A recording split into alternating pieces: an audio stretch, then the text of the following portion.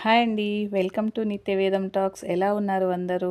ఇవాళ ఈ వీడియోలో నేను బొబ్బట్లు ఎలా చేసుకోవాలో చేసి చూపించబోతున్నానండి. ఒక్కో ప్రాంతంలో ఒక్కోలాగా పిలుచుకుంటారు. మేమైతే వీటిని భక్షాలు లేదా పోలేలని పిలుస్తాము. అయితే ఈ బొబ్బట్లు ఎలా చేసుకోవాలో సింపుల్గా ఎవరైనా పర్ఫెక్ట్గా ఎలా చేయాలో స్టెప్ బై స్టెప్ నేను చేసి చూపించబోతున్నాను. చూద్దురు కానీ రండి. ఇంకెందుకు ఆలస్యం, వీడియోలోకి వెళ్దామా మరి? చూడండి, ఇక్కడ నేను ఒక గ్లాస్ శనగపప్పు తీసుకున్నానండి. తీసుకున్న తర్వాత శుభ్రంగా 2-3 సార్లు వాష్ చేసుకొని ఒక గ్లాసున్నర వాటర్ పోసుకొని 2 గంటలు నాననివ్వాలండి. 2 లేదా 4 గంటల వరకు నానితే ఇంకా తొందరగా ఉడుకుతుంది. ఇలా కుక్కర్లోకి తీసుకొని 1½ గ్లాస్ వాటర్ పోసుకున్నాను. ఇప్పుడు కుక్కర్లో పావు టీ స్పూన్ పసుపు, 1 స్పూన్ ఆయిల్ వేసుకొని మూత పెట్టి 2 విజిల్స్ వచ్చేంత వరకు ఉడికించుకోవాలండి. ఈలోపు పిండి కలుపుకుందాం మనం. ఒక బౌల్ తీసుకొని గోధుమ పిండి, గ్లాసున్నర గోధుమ పిండి తీసుకోవాలండి. నేను ఇక్కడ గోధుమ పిండి తీసుకుంటాను, మైదా కూడా వాడుకోవచ్చు మీరు. అలాగే ఒక టేబుల్ స్పూన్ సూజీ రవ్వ, ఉప్మా రవ్వ అంటారు కదా, అది వేసుకొని పావు టీ స్పూన్ ఉప్పు, పావు టీ స్పూన్ పసుపు అండి. పసుపు వేయడం ద్వారా మంచి కలర్ వస్తుంది.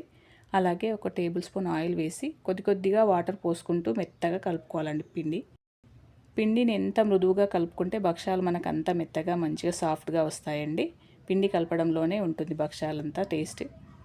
చూసారా, ఇదిగో ఇలా లూజ్గా ఉండేలాగా కలుపుకోవాలి. చపాతీ పిండిలా కాకుండా ఇలా ఉండాలండి. ఇప్పుడు ఒక స్పూన్ ఆయిల్ వేసి మళ్ళీ ఒకసారి బాగా కలుపుకోవాలి. ఈ పిండి 2 గంటల పాటైనా నానాలండి. కనీసం 2 గంటలైనా నానితే చాలా టేస్టీగా మృదువుగా వస్తాయి భక్షాలు. పైన కొద్దిగా ఆయిల్ వేసి మూత పెట్టి ఇప్పుడు కుక్కర్ విజిల్ పోయింది కదా, ప్రెషర్ తీసి చూద్దాం. ఇదిగో ఇలా ఉడికితే సరిపోతుందండి. ఈ వాటర్ అంతా వడకట్టేసుకుందాం. ఇప్పుడు ఇలా స్ట్రైనర్లో వేసి వాటర్ అంతా పక్కన తీసేసుకొని పప్పును ఒక 2 గంటల పాటు చల్లారనిద్దామండి ఫ్యాన్ గాలికి పెట్టుకొని. ఇక్కడ పప్పు ఉడికిన వాటర్ ఉంది కదా, ఈ వాటర్తోని మనం కట్టుచారు చేసుకోవచ్చండి. చాలా టేస్టీగా ఉంటుంది. అది ఇంకోసారి చూపిస్తాను. ఇప్పుడు గ్లాస్ పప్పుకు గాను నేను పావు వరకు తీసుకుంటున్నానండి బెల్లము. నేను ఒక పావు గ్లాస్ చక్కెర, ఒక గ్లాస్ బెల్లం తీసుకొని కొద్దిగా వాటర్ పోసుకొని బెల్లం మెల్ట్ చేసుకుంటాం. బెల్లం కరిగేంతలోపు మధ్య మధ్యలో కలుపుతూ పప్పును మిక్సీ పట్టుకోవాలండి, కొద్ది కొద్దిగా వేసుకుంటూ మిక్సీ జార్లో. ఇది కరిగితే సరిపోతుందండి, పాకం రావాల్సిన అవసరం లేదు. చూసారా, ఇది వేరే బౌల్లోకి వేసుకుంటున్నాను పప్పు కొద్ది కొద్దిగా మిక్సీ పట్టుకొని. పప్పు మొత్తంను మిక్సీ పట్టుకున్న తర్వాత ఇలా ఒక బౌల్లోకి తీసుకొని బెల్లం వాటర్ అంతా వడకట్టుకుందామండి స్ట్రైనర్తోని. ఏదైనా చెత్త ఉంటే పోతుంది. ఇప్పుడు పాకం అంతా పప్పు పొడిలో కలిసేలాగా నిదానంగా కలుపుకోవాలండి. ఉండలు లేకుండా చూసుకోవాలి. పప్పు ఉండలు లేకుండా చూసుకుంటూ కలుపుకుంటూ ఉండాలి, ఫ్లేమ్ మీడియంలో పెట్టుకొని. ఇప్పుడు ఒక స్పూన్ యాలకుల పొడి, ఒక స్పూన్ నెయ్యి వేసుకొని మళ్ళీ కలుపుకుందాం. ఫ్లేమ్ మీడియంలో పెట్టుకొని మధ్య మధ్యలో కలుపుతూ ఉండాలండి. ఇది సాఫ్ట్గా అయ్యేంత వరకు కలుపుతూ ఉండాలి. చూసారా, ఇలా ప్యాన్ నుండి వేరైతే సరిపోతుందండి. పర్ఫెక్ట్గా రెడీ అయినట్టే మనకు పూర్ణము. ఇదిగో చూసారా, రెడీ అయిపోయిందండి. స్టవ్ ఆఫ్ చేసుకొని వేరే బౌల్లోకి తీసుకొని చల్లారనిద్దాం పూర్తిగా. ఇప్పుడు నేను ఇక్కడ ఒక కవర్తో చేస్తున్నానండి. కవర్ లేదా బటర్ పేపర్ పైన అయినా చేసుకోవచ్చు. నేను కవర్ని 2 ముక్కలుగా చేసి పెట్టుకున్నాను. ఇలా చిన్న చిన్న బాల్స్ తీసుకోవాలి.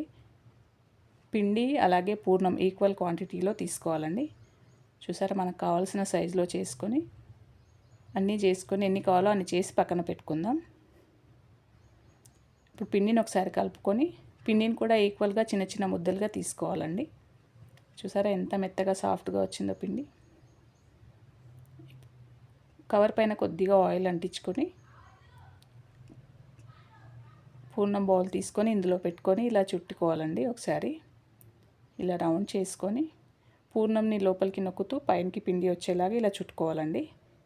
చూడండి, వీడియోలో చూపిస్తున్నట్టు ఇలా చుట్టేసుకుంటే పిండి పైకి వస్తుంది, పూర్ణం లోపలికి వెళ్తుంది. ఇలా క్లోజ్ చేసేయాలి, అంతే అండి. ఈ వీడియోలో చూపించినట్టు ఇలా క్లోజ్ చేసి మళ్ళీ కవర్కి ఆయిల్ స్ప్రెడ్ చేసుకొని ఇలా వత్తుకున్న తర్వాత పైన కొద్దిగా ఆయిల్ వేసుకొని ఇంకో కవర్ ఉంది కదా, దాన్ని కూడా దీనిపైన పెట్టి స్ప్రెడ్ చేసుకోవడమే.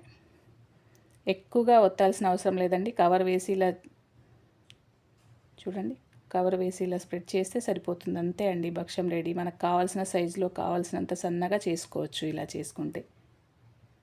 ఇదిగో చూడండి, ఇలా వీడియోలో చూపిస్తున్నట్టుగా ఇలా స్ప్రెడ్ చేసుకుంటే సరిపోతుంది. ఈలోపు ప్యాన్ వేడి పెట్టుకోవాలండి. ప్యాన్ వేడైన తర్వాత ఫ్లేమ్ లోలోకి పెట్టుకొని ఒక స్పూన్ నెయ్యి వేసుకొని భక్ష్యాన్ని తీసి ఇలా వేసుకోవాలి. భక్ష్యం కాలేటప్పుడు ఎప్పుడు మీడియంలోనే ఉంచుకోవాలండి.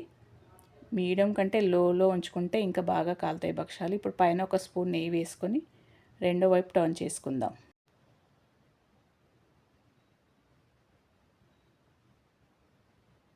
చూసారా ఎంత బాగా కాలిందో. భక్ష్యాలు ఎప్పుడైనా ఫ్లేమ్ మీడియం టు లోలో పెట్టుకొని కాల్చుకోవాలండి.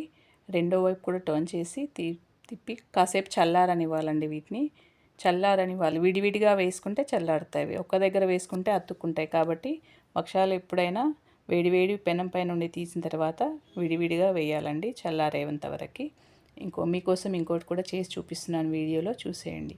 ఇలా పర్ఫెక్ట్గా పిండి పూర్ణం లోపలికి తోస్తూ పిండిని పైకి లాగినట్టు చేస్తూ ఉండాలండి. మైదాతో చేసుకునే బదులు గోధుమ పిండితో చేసుకుంటే చాలా రుచిగా ఉంటాయి. అలాగే మృదువుగా మెత్తగా ఉంటాయండి. చల్లారిన తర్వాత కూడా చాలా మృదువుగా వస్తాయి, తినడానికి బాగుంటాయి. మైదాతో చేసినట్లయితే భక్ష్యాలు చల్లారిన తర్వాత సాగినట్లుగా రబ్బర్గా ఉంటాయండి. లేదంటే ఈక్వల్ క్వాంటిటీలో తీసుకోండి. సగం గోధుమ పిండి, సగం మైదా, లేదా గోధుమ పిండిలో ఒక గ్లాస్ కానీ టేబుల్ స్పూన్ కానీ సూజీ రవ్వ, ఉప్మా రవ్వ ఉంటుంది కదా, అది వేసి చేసుకోండి. చాలా టేస్టీగా ఉంటాయి. అలాగే చల్లారిన తర్వాత కూడా మృదువుగా ఉంటాయి తినడానికి. ఈసారి చేసినప్పుడు మీరు ట్రై చేసి చూడండి. ఇలా చేసుకున్నారంటే గంటలో 1 kg పప్పు వరకు చేసేయచ్చండి ఈజీగా. చూడండి, ఎప్పుడు భక్ష్యాలు చేసుకున్నా ఫ్లేమ్ మీడియం టు లోలో పెట్టి కాల్చుకోవాలి. అలా అయితే ఎన్నైనా చేసుకోవచ్చు. ఈసారి చేసినప్పుడు మీరు ఇలా ట్రై చేసి చూడండి నేను చెప్పిన టిప్స్తో. నచ్చితే లైక్ చేయండి, షేర్ చేయండి. కొత్తగా చూసిన వాళ్ళు నా ఛానల్ని సబ్స్క్రైబ్ చేసుకోండి.